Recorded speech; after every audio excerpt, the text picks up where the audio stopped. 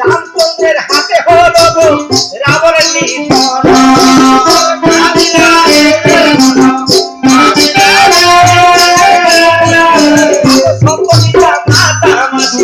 মনে পাবো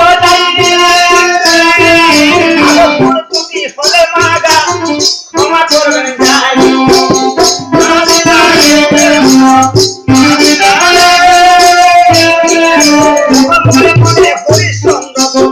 চিন্তা করিছে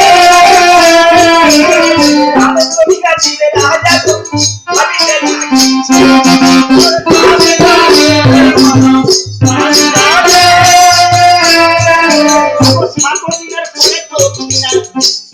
রাজা মাথায়